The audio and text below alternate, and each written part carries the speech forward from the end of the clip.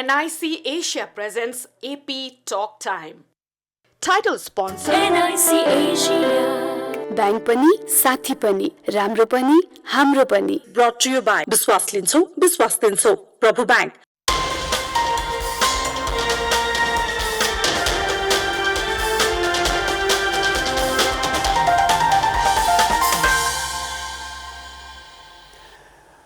दिनभरि सुकेको बाँस चाहिँ आफ्नो खोक्रोपनमाथि उघेर पछुताएर दिनभरि रोगी मलेवा चाहिँ आफ्नो छाती आफ्नै चुच्चोले ठुङ्गेर घाउहरू कोट्याएर दिनभरि सल्लाघारी चाहिँ एक ग्लासमा अव्यक्त वेदनाले सुक्क सुक्क रोएर दिनभरि पाते च्याउ चाहिँ धरती र आकाशको विशालतादेखि टाढा एउटा सानो ठाउँमा आफ्नो खुट्टा गाडेर एउटा सानो छाताले आफूलाई ढाकेर साँझमा जब नेपाल खुम्चिएर काठमाडौँ डल्लिएर नयाँ सडक असङ्ख्य मानिसका पाउमुनि खुल्सिएर टुक्रिएर अखबार चिया र पानको पसल बन्छ. किसिम किसिमका पोसाकमा ओहर दोहर गर्छन् थरीथरीका हल्लाहरू. फुल पारेको कुखुरा झैँ कराउँदै हिँड्छन् अखबारहरू र ठाउँ ठाउँमा अन्धकार पेटीमा उक्लिन्छन् मोटरहरूको प्रकाशदेखि तर्सेर. अनि असङ्ख्य मौरीको भुनभुन र डसाइदेखि आत्तिएर म उठ्छु न्यायको दिनमा प्रेतात्माहरू उठे झैँ र नपाएर विस्मृतिको लेथे नदी रक्सीको गिलासमा आम फाल्छु र बिर्सन्छु आफ्नो पूर्वकथालाई पूर्वजुनी र मृत्युलाई. यसरी नै सधैँ चियाको किटलीबाट एउटा सूर्य उदाउँछ, सधैँ रक्सीको ऋतु गिलासमा एउटा सूर्य अस्ताउँछ. घुमिरहेकै छ बसेको पृथ्वी पूर्ववत फगत म अपरिचित छु वरिपरिका परिवर्तनहरूदेखि दृश्यहरूदेखि रमाइलोदेखि प्रदर्शनीको घुम्ने मेचमाथि करले बसेको अन्धो जस्तै. दर्शकवृन्द नमस्कार. एपी टक टाइमको यो विशेष नयाँ अध्यायमा हार्दिक स्वागत छ. म मोहराज शर्मा. आज शनिबार यहाँलाई अवगत छ. शनिबार हामी विशेष गरेर नेपाली वाङ्मयका विभिन्न पक्ष पाटा र आयाममा केन्द्रित भएर लेखक स्रष्टा सर्जकसँग संवाद गर्ने गर्छौँ. यसै सिलसिला अन्तर्गत आजको बसाइ अलि पृथक छ, फरक छ. आज हामी नेपाली काव्य साधनाका एकजना त्यस्ता शीर्षस्थ व्यक्ति जसको नाम लिँदा पनि श्रद्धाले शिर झुक्छ त्यस्ता कविको जन्म जयन्तीको सन्दर्भको स्वरूपहरूमा कुराकानी गर्दैछौँ. आधुनिक नेपाली कवितामा एउटा माइलस्टोन अर्थात् कोसेढुङ्गा मानिने कवि भुपि शेरचनको 89औं जन्म जयन्तीको स्वरूपहरूमा आज छौँ. मैले सुरुवातमा वाचन गरेको कविता उहाँकै कविता थियो. भुपि शेरचनको पर्यायको रूपमा रहेको घुम्ने मेचमाथि अन्धो मान्छे कविता वाचन गरेको थिएँ. कवि भुपि शेरचनको जन्म 1992 पुस 12 गते भनेर भनिन्छ. तर पछिल्लो समय पारिवारिक रूपमा र विभिन्न आधिकारिक रूपमा पुस 12 गतेलाई भुपि शेरचनको जन्मदिन मानिन्छ. आज हामी त्यही सन्दर्भमा कुराकानी गर्दैछौँ. भुपि शेरचनको नेपाली काव्य साधनामा योगदान र भुपि शेरचनलाई बहुआयामबाट हामीले पर्गेल्ने प्रयास गर्नेछौँ. र हामीसँग हुनुहुन्छ कवि, लेखक, गीतकार, फिल्मकर्मी. उहाँको थुप्रै पहिचान छ.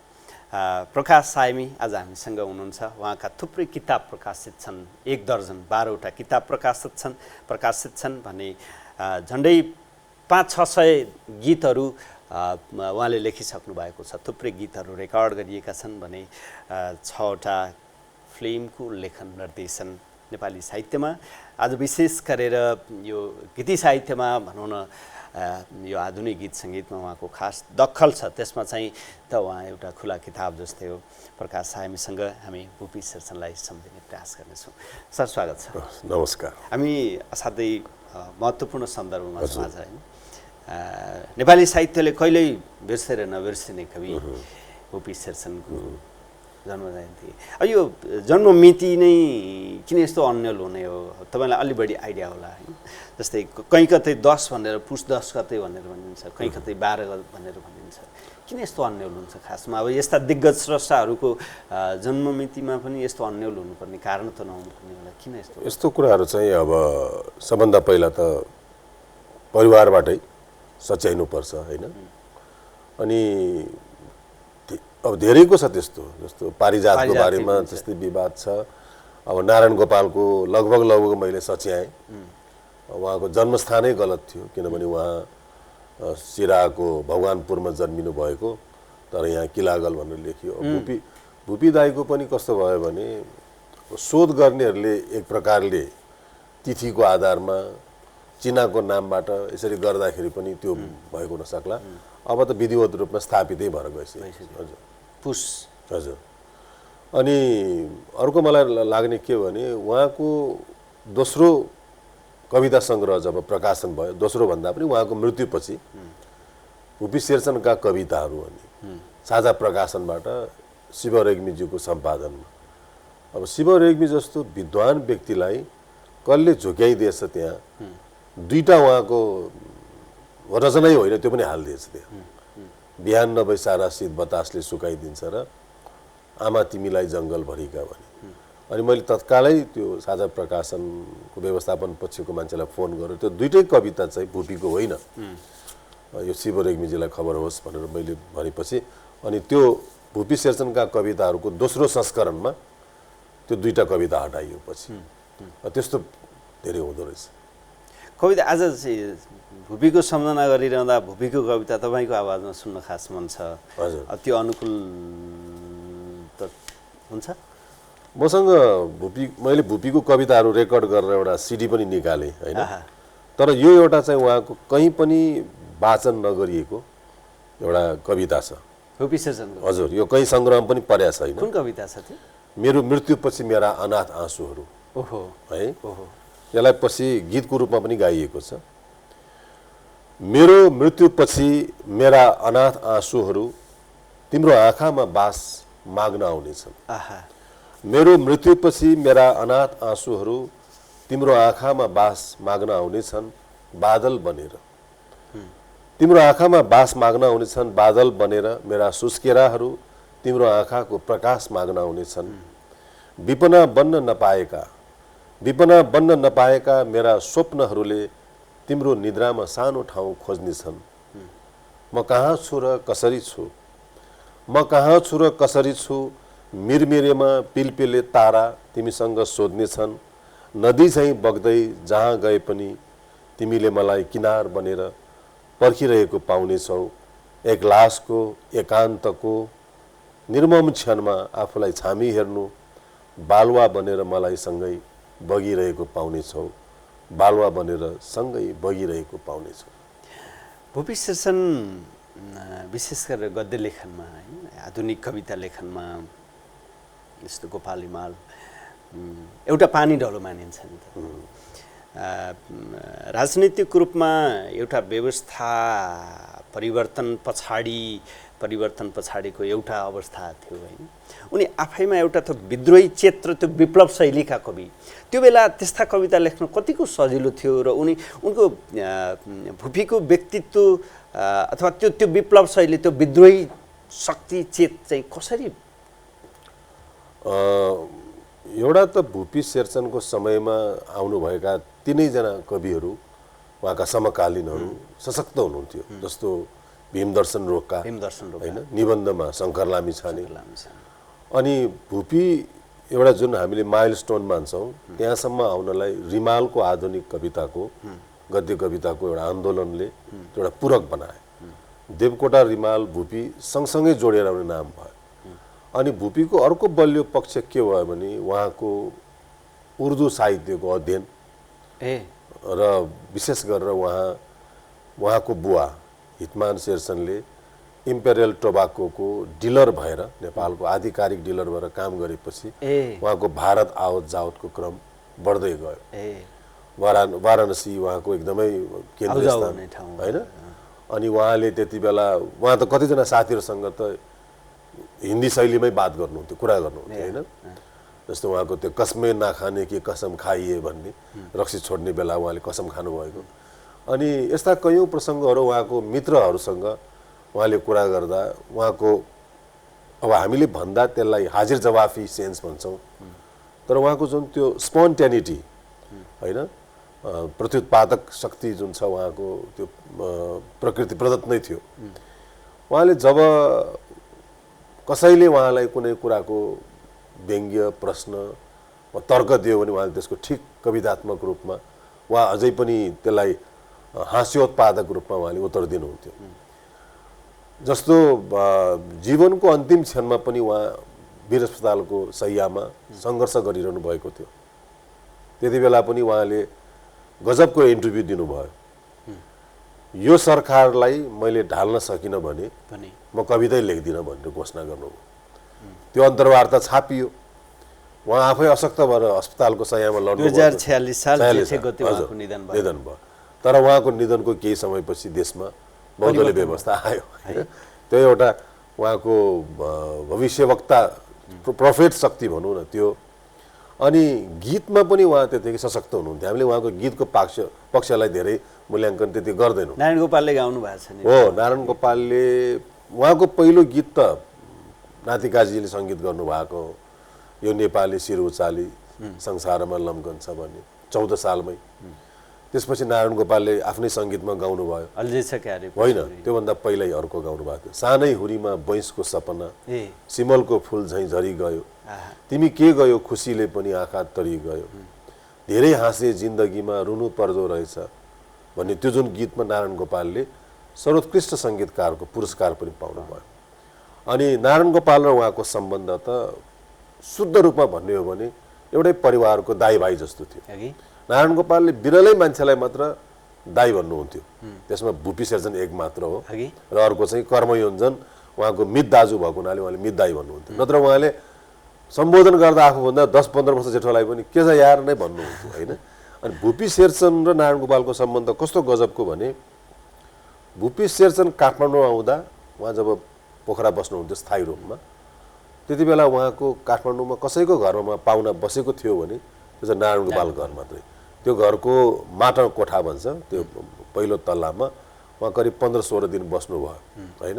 नभएदेखि उहाँको अड्डा भनेको चाहिँ पारस होटल, जहाँ अहिले न्यू रोडमा पिनट्स छ, पारस होटलमा उहाँको नियमित एउटा होटलमा रुम बुक हुन्थ्यो 313, 303 कति नम्बरको।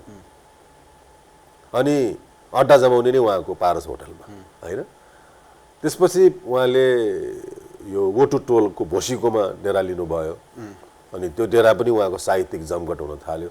अनि मैले अघि भन्न खोजेको एउटा समय जब आयो, शङ्कर लामिछानेको त्यो ताचलको 8x8 को कोठामा उहाँहरू बिथोभन, मोजार्ट अनि स्ट्राउस, त्यसपछि यो फ्रान्स शोबर्टहरू सुन्नुहुन्थ्यो। अनि हरेक पटक त्यो छुट्टीको दिन भेला हुँदा उहाँले एउटा शर्त के तयार पार्नुभयो भने अब यस्तो होइन, अब हरेक शनिबार भेला हुँदा चाहिँ हामी एउटा रचना लिएर आउने र आफ्नो सशक्त रचना सुनाउने भनेपछि त्यो समय तिनैजना स्रष्टा, शङ्कर लामिछाने र उहाँले भाइ मानेको तारानाथ शर्मा, भुपी शेरचन, तिनैजनाले, शङ्कर लामिछानेले त्यति बेला बसी बिहालो, अनि शङ्कर लामिछानेले एब्स्ट्राक्ट चिन्तन प्याज, भुपी शेरचनले त्यो घुम्ने मेसमाथि अन्ध मान्छेको कविताहरू सुनाउने क्रम र निबन्ध उहाँहरूको आपसमा चलेपछि त्यो समयको त्यो कृतिहरू सायद त्यो ताचलको 8x8 कोठाको देन हो। त्यसपछि भुपी शेरचनका कविताहरू भनेर विश्राङको रूपमा उत्तम कुँवरद्वारा सम्पादित रूपरेखाले प्रकाशन गर्यो। अनि त्यो कवितापछि भुपी शेरचन जसरी आउनुभयो, त्यो उद्वेग, त्यसपछि त्यो उहाँको प्रभावशाली योग 30-40 वर्षमा पनि कायमै रह्यो होइन। अहिले पछिल्लो समयका कविहरूमा पनि त्यो भुपी शेरचन शैलीको कविताको लेखन जारी नै छ। त्यो हामीले पछाइरहेको देखिन्छ। पछाइरहेको भन्दा पनि नेपाली कविता भन्ने बित्तिकै एउटा छटा, एउटा बानकी त्यो आइहाल्छ होइन। अब कवि जस्तो उहाँले लेख्नु भएको गीत 1961-62 सनमा पहिलो पटक गायिका अरुणा लामाले गाउनुभयो। अरुणा लामाको जीवनको पहिलो गीत नै त्यही हो, आज किन यौवन उदास उदास छ यहाँ, आज किन बसन्त निराश निराश छ यहाँ भन्ने। त्यो गीत अरुणा लामाको पहिलो गीत हो रेकर्ड भएको, अम्बर गुरुङले सङ्गीत गर्नुभएको। अनि एक हिसाबले एउटा अदृश्य रूपमा नेपाल र दार्जिलिङको सङ्गीतलाई जोड्नमा भुपी र अम्बर गुरुङको सम्बन्धपछि अनि तत्कालीन राजा महेन्द्र अनि त्यसपछि नेपाली सङ्गीतको स्वर्णिम युग अनि नारायण गोपाल गोपालञ्जनको युग आयो। मैले ठ्याक्कै भन्न खोजेको के भने जस्तै उहाँका लेखनहरूमा जति त्यो विद्रोह छ नि, त्यो एउटा क्रान्ति चाहिँ त्यो विप्लव शैली छ नि, त्यो साथ सङ्गतले पनि अनि उहाँ चाहिँ अब एक हिसाबले आफै त्यो सम्भ्रान्त परिवारमा भए पनि व्यवस्था अथवा व्यवस्थाप्रतिको आक्रामकता सधैँ देखिन्छ। त्यो लेखनमा त्यो शक्ति आउनुमा चाहिँ उहाँ आफैमा पनि कम्युनिस्टप्रति आस्थावान अथवा उहाँ त अब जिल्ला सचिवसम्मकै उसमा रहनुभयो होइन। त्यस पछाडि साथ सङ्गतले अनि त्यो परिवेशले पनि त्यो लेखनलाई तिखार्ने मौका दियो होइन। के भनेर भन्न सक्छ? अब एक त उहाँको असमयमै मातृवियोग भयो, त्यो वियोगको कारणले पनि उहाँ घरमा अलिकति उपेक्षित जस्तो हुनुभयो। उहाँको त्यो 5 वर्षको उमेरमै उहाँलाई जब सबैले आमा टोकुवा भनेपछि उहाँले मैले कसरी आमा टोकेँ भन्ने त्यो उहाँ एकान्तमा सोच्ने, जहाँ त्यो कविताको प्रसङ्गमा अघि यहाँले वाचन गर्दा लेथे नदीको कुरा आयो, त्यो ठाउँसँगको उहाँको आफ्नो सामिप्य, त्यसपछि पोखरा आएपछि उहाँको चेन्ज ओभर होइन, अनि जीवनशैली उहाँको एकदम ठाँटको हरेक पटक त्यो डेक्रानको सुट लगाएर हिँड्ने होइन, अनि चुरोट उहाँको जहिले पनि त्यो क्राभेन चुरोट हुने, अनि चुरोट पोखरा जाने बेलामा नपुग्ला भनेर उहाँ टिनका टिन चुरोट लानु हुने होइन। हुन त उहाँकी छोरी सञ्चारकर्मी पनि हुनुहुन्छ, लेखक पनि, कविता शेरचनले एउटा पुस्तक जुन निकाल्नुभयो त्यसमा उहाँले आफ्नो पिताको मृत्यु रक्सी भन्दा पनि चुरोटले भएको भन्ने उहाँले पनि ठहर गर्नुभएको छ। उहाँ असाध्य धुम्रपान गर्ने। अनि कवि लेखकहरूको एउटा अझै तपाईँले भने जस्तै जन्मजात त ऊ विद्रोही हुने भइहाल्यो, त्यसै कारण कलम समाउँछ। कलमको शक्ति यदि भयावह हुन्छ, यति आक्रामक हुन्छ, त्यहाँ छेकबार कुनै पनि कुराको हुँदैन। त्यो हामीले कुनै पनि समयको कविलाई हेऱ्यौँ भने सबैले त्यो परम्परा तोडेकै छ, चाहे त्यो गालिबदेखि लिएर इकबालदेखि लिएर गेटेदेखि लिएर ब्रेख्टका परम्परादेखि सबै लिएर हेर्दै आउँदाखेरि अब भुपी शेरचनको समय भनेको उहाँले जब 2टा नाटक गर्नुभयो पोखरामा, एउटा परिवर्तन र अर्को एउटा समय भन्ने, त्यसपछि उहाँले त्यति बेलै एउटा निर्जर भन्ने कविता सङ्ग्रह उहाँको नयाँ झ्याउरे प्रकाशन भइसकेको थियो। त्यसपछि उहाँ त परिवर्तनको त एकदमै यस्तो निकट हुनुहुन्थ्यो, वाल्ट व्हिटम्यानका कविताहरू होइन, अनि जीवनशैली र फिल्मसँगको उहाँको आकर्षण अनि म्युजिकप्रतिको उहाँको सेन्स, त्यति बेलाको नयाँ सङ्गीतको परम्परा सुरुवात गर्ने एउटा युवा सङ्गीतकार अम्बर गुरुङसँगको सानिध्य, अनि अम्बर गुरुङलाई ल्याएर नेपालमा साथीभाइसँग चिनाउने उहाँको काम होइन। जस्तो एक ठाउँमा त शङ्कर लामी छानेलाई नै पारिजातसँग चिनाउनेमा भुपीको नाम आउँछ होइन। भुपी त्यस्ता कवि जसले थोरै लेखेर आफूलाई यति अग्लो स्थानमा पुर्याउनु भयो। उहाँको पहिलो नाटक अगाडि भन्नुभयो त्यो परिवर्तन 2010 सालमा प्रकाशित भयो कृतिको रूपमा, नयाँ झ्याउरे पनि 10 सालमै प्रकाशित भयो। त्यसै गरी निर्जर कविता सङ्ग्रह 2015, घुम्ने मेचमाथि अन्धो मान्छे जो चाहिँ त उहाँको पर्याय नै जस्तो भयो। र अहिले हामीले राजनैतिक व्यथितिको कुरा गर्दा अथवा विभिन्न सन्दर्भमा हामी कविता लगायत कविताहरू यो यसै कविता कृतिको लागि 2026 सालमा उहाँलाई चाहिँ साझा पुरस्कार पनि प्रदान गरियो। कतिपयले के भन्छन् भने कवि भुपीलाई अधिमूल्यन गरियो पनि भन्छन् कतिपयले। किन त्यस्तो भन्छन्? कि उहाँप्रतिको बुझाइ कमजोर भएर या तपाईँको बुझाइमा के छ? अब कहिलेकाहीँ के हुँदो रहेछ भने एहेड अफ टाइम भन्छ नि, समयभन्दा अगाडि पनि कोही जन्मियो भने त्यसको मूल्याङ्कन गलत हुन्छ होइन। अनि अब त्यति बेला मञ्चमा ताली पाउने कविको रूपमा उहाँ चिनिनुहुन्थ्यो। कति कविहरूले त व्यङ्ग्य गरेर उहाँलाई ताली कवि पनि भनेका छन्। अनि उहाँ प्राज्ञ हुनुभयो। प्राज्ञ भएपछि उहाँका अब अलिकति विरोधी शक्तिहरूले 2026 साल हजुर उहाँलाई चाहिँ राजाको अगाडि समर्पण गर्यो भन्ने पनि आक्षेप लाग्यो। तर भुपी शेरचनको एउटा कलमी लगेर ठुलो बगैँचाबाट गमलामा सारेको जस्तो चाहिँ त हो त्यो। तर त्यो समय उहाँको जस्तो प्रज्ञा प्रसादमा हुने राष्ट्रिय कविता महोत्सव, त्यसबाहेक काठमाडौँ बाहिर मफसलमा हुने कविताका शिविरहरूमा उहाँ सक्रिय रहनुभयो। तर लेखन उहाँको निष्क्रिय भएर गयो, त्यो चाहिँ हामीले स्वीकार्नुपर्छ।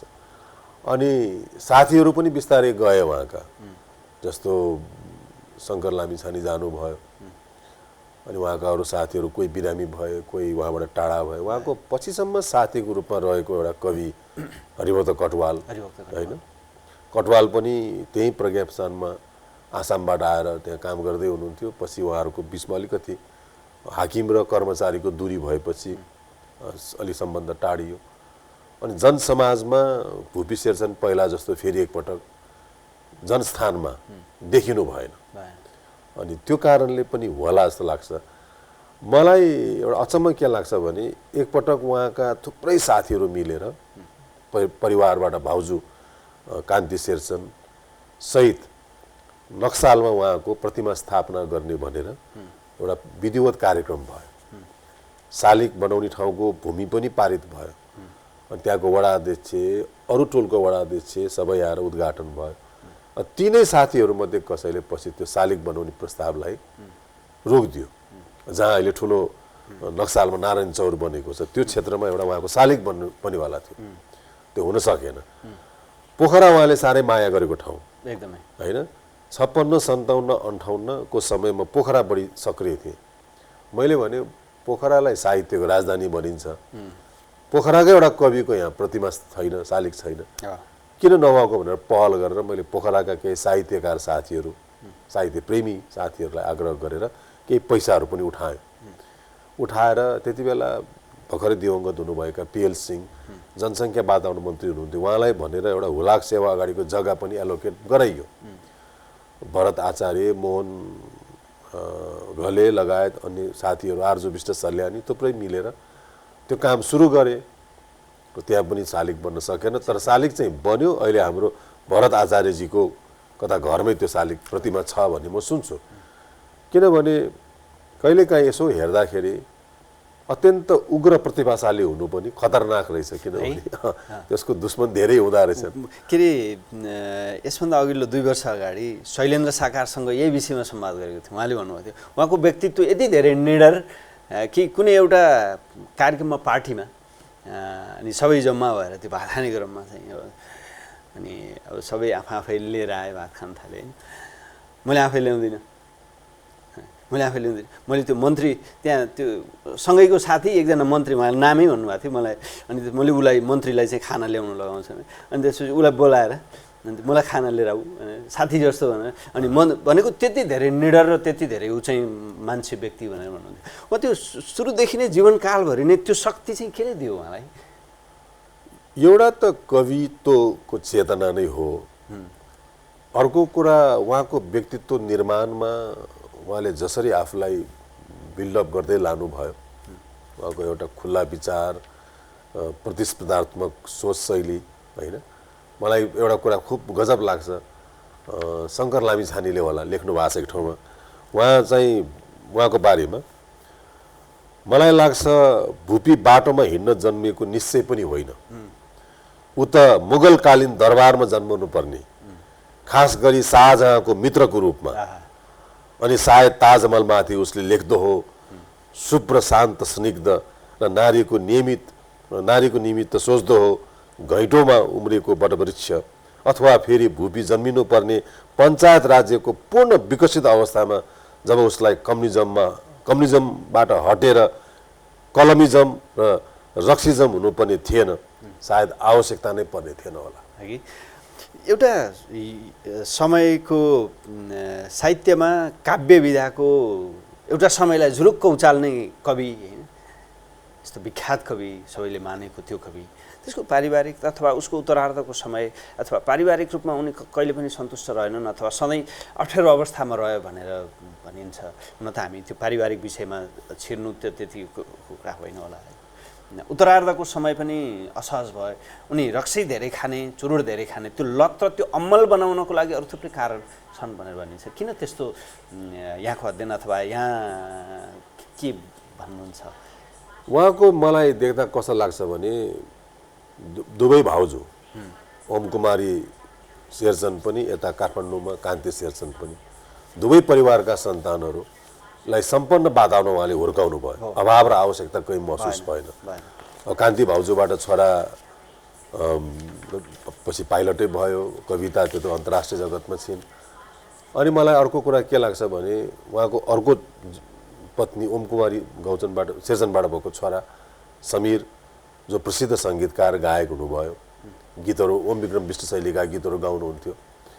त्यो परिवारमा उहाँले अलिकति व्याख्या नपुगेको जस्तो लाग्छ। उहाँले जुन सन्तुलन राख्नु भएको छ त्यो बिरलै अन्य लेखकहरूको होला होइन।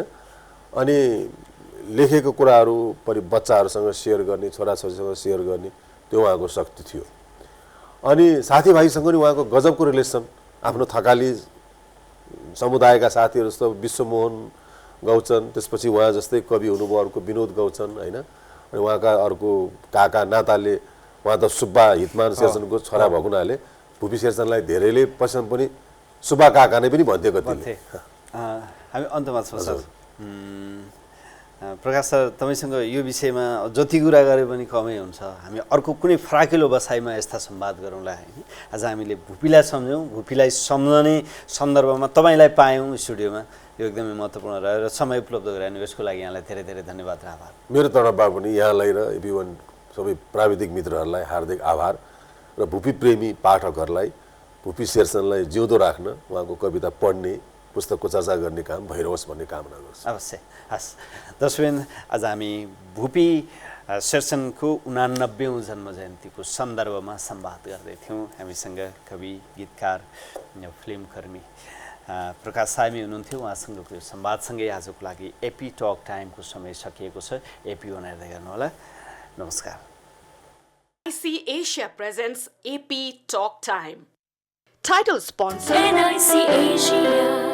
ब्याङ्क पनि साथी पनि राम्रो पनि हाम्रो पनि। ब्रट टु यु बाई विश्वास लिन्छौ विश्वास दिन्छौ प्रभु ब्याङ्क।